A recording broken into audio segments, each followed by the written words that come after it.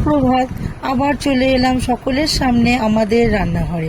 আজকে শুভ মহালয়ের দিনে আমি একটি স্পেশাল রান্না করে দেখাবো। এটা হচ্ছে মুসম্বির রসের চিংড়ি সুন্দরী।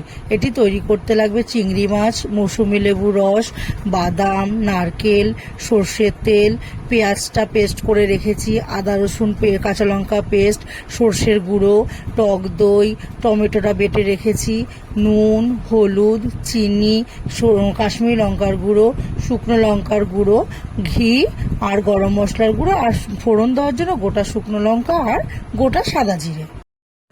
এবার কড়াইটা গরম হলে কড়াইয়ের মধ্যে আমি সর্ষের তেলটা দিয়ে দেব। দিয়ে আমি মাছের মধ্যে নুন, হলুদ আর কাশ্মীরি লঙ্কার গুঁড়ো আর হচ্ছে কর্নফ্লাওয়ার, সেটা তখন মিক্স করে গেছি, কর্নফ্লাওয়ার আর লেবুর রস দিয়ে আমি ভালো করে মাখিয়ে নেব। এবার তেলটা গরম হয়ে গেলে আমি মাছগুলোকে সব একটা একটা করে দিয়ে দেব। দিয়ে এইবার মাছগুলোকে ভালো করে নাড়াচাড়া করে নিয়ে এবার মাছটা ভাজা হয়ে গেলে তখন আমি মাছটাকে তুলে নেব।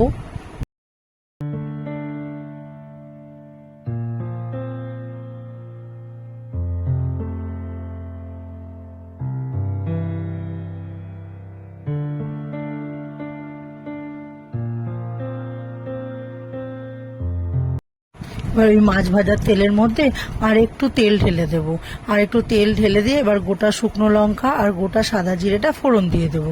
দিয়ে ওটাকে একটু নাড়িয়ে এবার পেঁয়াজ বাটাটা দিয়ে দেবো। পেঁয়াজ বাটাটা একটু নাড়াচাড়া করে এবার আদা রসুন কাঁচা লঙ্কা বেটে রেখেছি সেটাকেও দিয়ে দেব। দিয়ে ওটাকেও একটু নাড়িয়ে নিয়ে এবার যে টমেটোটা বেটে রেখেছি সেই টমেটোটাকে এবার ওর মধ্যে দিয়ে দেবো।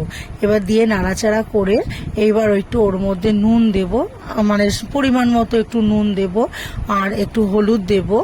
হলুদ দিয়ে নুন দিয়ে এবার আবার একটু ভালো করে মিশিয়ে নেব। ভালো করে মিশিয়ে নেওয়ার পর এবার যেটা রেখেছিলাম যে টক দইটাকে এর মধ্যে দিয়ে দেবো। টক দইটা দিয়ে দেওয়ার পর এবার আমি কাশ্মীরি লঙ্কার গুঁড়ো দেবো। কাশ্মীরি লঙ্কার গুঁড়ো দিয়ে ভালো করে মিশিয়ে এবার সর্ষে বাটাটা যেটা রেখেছি সর্ষে বাটাটাও ওর মধ্যে দিয়ে দেবো। দিয়ে এবার সবগুলো মশলাকে ভালো করে মেশাবো। ততক্ষণে আমি এদিকে মিক্সির বাটির মধ্যে যে নারকেল আর বাদামটা রেখেছি সেই নারকেল আর বাদামটাকে আমি পেস্ট করে নেব। আর ওদিকে ততক্ষণে আমার মশলাটাও হতে থাকবে। এইবার মশলাটা যখন দেখলাম যে না অনেকটা হয়ে গেছে, তেলটা প্রায় ছেড়ে এসছে, এইবার আমি কি করব, বাদাম আর নারকেলটা বাটাটা যেটা করেছি সেই বাটাটাকে এবার ওর মধ্যে দিয়ে দেবো। এবার কি করব, যে বাটাটা দেওয়ার পর এবার একটু ঢাকা দিয়ে রাখবো।